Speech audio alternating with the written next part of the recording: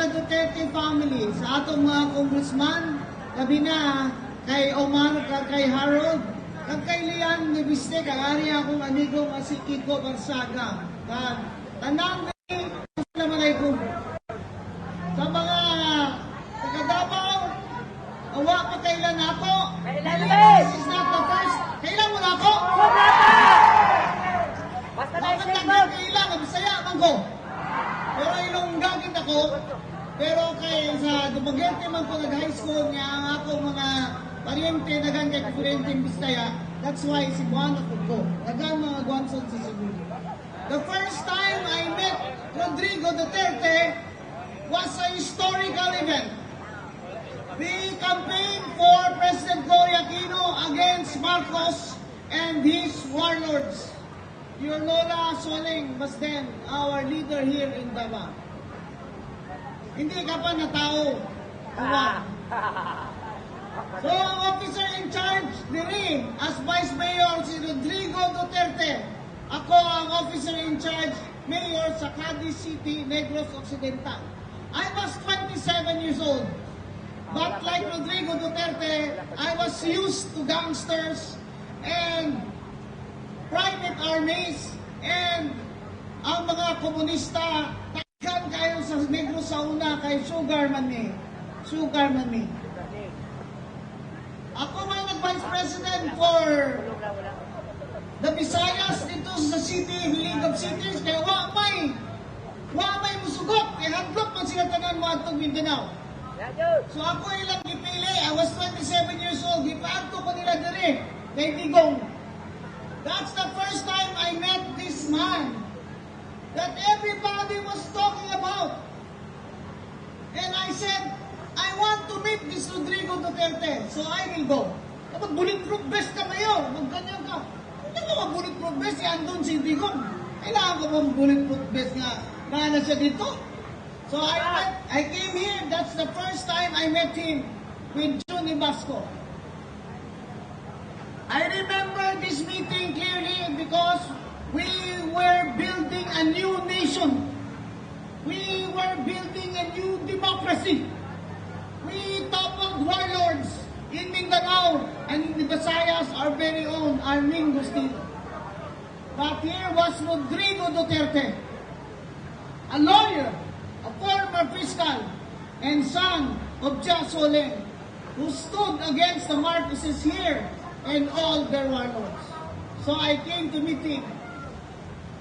May 17 anyos lang ko, niyan siya, mayor. Kadungog ko nga, kanang ilong pusil, mo na yung pinakamahal ng pusil sa kalimutan. He did not ask me any question. He just asked me about the gun I was carrying. So I said, this man is after my own heart. Because instead of talking about politics, he asked me to see my gun. At that time, I was carrying, yes, the most expensive handgun in the world. It was called an HK-P7. At that time, very hard to get that. Yun lang ang hiningi niya sa akin. Nung makita niya lang yung baril na yan na sinasabi, yan daw ang pinakamahal na pusil sa bilog ng kalibutan. And that's when I said, hindi nga tao ni this man is going to be a very strong leader of the nation someday. And wala din ko nagsala. I looked at his career. We met again. We met again on paper in the Commission on Elections, Vice President.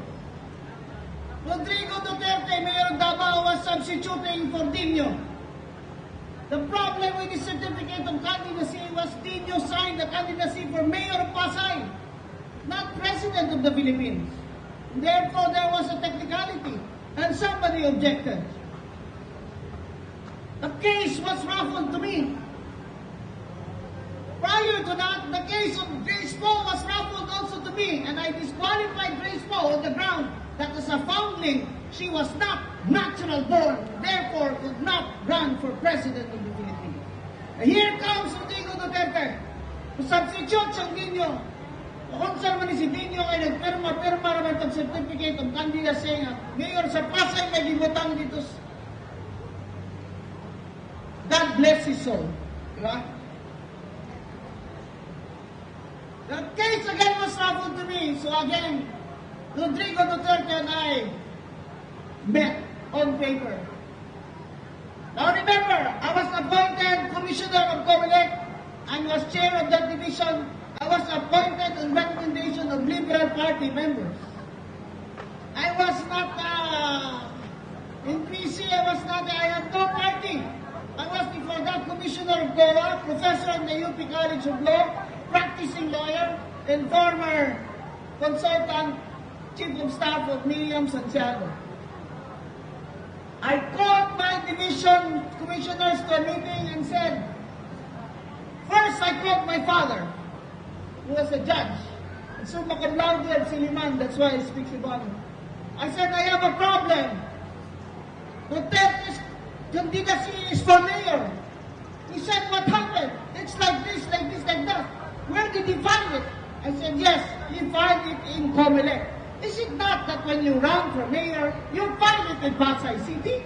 I said, yes, but he found it in Manila. He said, therefore, the intent of that thing was to run for president, not for mayor of Pasay. As usual, my father, Judge Sixto Rojas Banson, summa cum laude of Silvan University, was correct. So I called a meeting and I said, our job in the Commission on Elections is to ensure that the will of the people will be respected. No politician called me after that. I said it is our job to ensure that the election laws are applied fairly and justly, and that therefore the people must be given the right to choose the president of this land. And all of you lawyers will know that I needed an argument to support that decision. And the argument that I used is, of course, in Latin, lacuna legis. There is a gap in the law. There is a gap in the law and therefore needed interpretation. And when you interpret a gap in the law, you must interpret it in favor of the people. In favor of the people. Not against the people. So when I called my commissioners and said, this is my decision, how will you vote? And they said, ma'am, we vote with you. You vote with me regardless of the consequences. Remember, President Aquino was seated in Malacanang. There were candidates of the Liberal Party, and I said, I know that man. I know that Rodrigo Duterte we have met. I trust, I have faith in the people. I have faith in the Filipino people that they will choose the right leader. And that, my friends, is the reason why I'm here. And on a final word, I have to tell you, bakit si Rowena Banson na dilawan mo na? Dilawan mo na! Ano yung tao mo rin ako? Sige, sabok-sabok na ako. Kung saan, dilawan mo na kung anong katulduan mo kang Pipisara ka ron.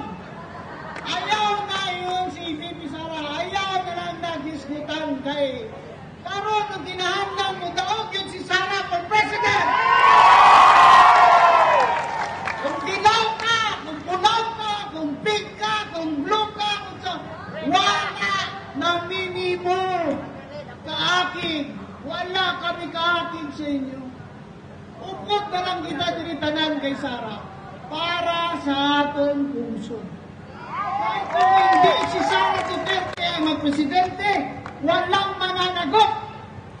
Kaya si Rowena Banson magsasara Duterte. Kasi Sara Duterte lang ang presidente na kung siya manalo, may mananagot. Ilang taon na ako sa politika. Sa tiyak pa lang nanay ko, 67 years old na ako. Ngayon, politiko na ako. Putper man nanay ko, 33 years. Wala pa ako nakita ng gobyerno na ganito. Puro kapag nanakaw. Nakawatan. Ang kailangan ng Pilipinas, reforma. Zero corruption. Zero tolerance. That is why this early, I already commit my support to you, Vice President Sara Duterte. Whether I vote for sector or not, I am going to campaign, as I am campaigning now, for Sara Duterte, who will be the next president of the Philippines.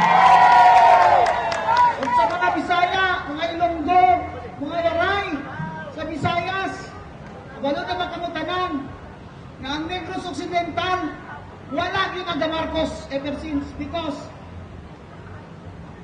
gibankrupt niya during martial law. My family, he confiscated our electric plant. 4 families were confiscated. Ang sugar, monopolize ang sugar trading.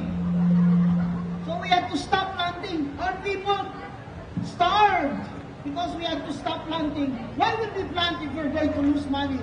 Now Marcos Bongbong is doing it again. He is smuggling sugar. That's why our sugar prices from Negros Occidental are down. Down by more than 600 pesos per kilogram. You know what that means? That means hundreds, thousands of workers will be out of jobs in the next 2 years if this continues. Smuggling of sugar, smuggling of fuel. Smuggling of fuel is now going on in our borders. Marcos wants us to feel that he is the one solving our problems. But in fact, it is Marcos who created all these problems. Ang gutom, ang unemployment, high inflation, trade deficit, budget deficit, hindi pangawat na sa tanang-buhaya ang atong deficit. That's why, my friends, I am putting my faith on Sara Duterte for president. Because I see only that Sara Duterte, even with her quiet, calm demeanor, has the strength of character and the integrity to be our leader and run our country from the bottom up. Wala na tayong mamanayin kay Marcos. Puro utang, puro pangawat. We need a leader that will rise from these ashes and lead us back into a bright day.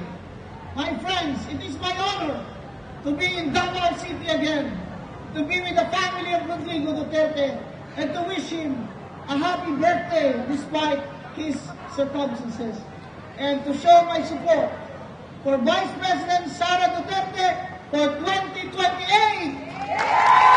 Daghang salamat. Maayong buntag sa inyong tanan. Thank you very much, Attorney Gonzalez. And now, ladies and gentlemen, let us hear another word from one of our guests joining us this morning.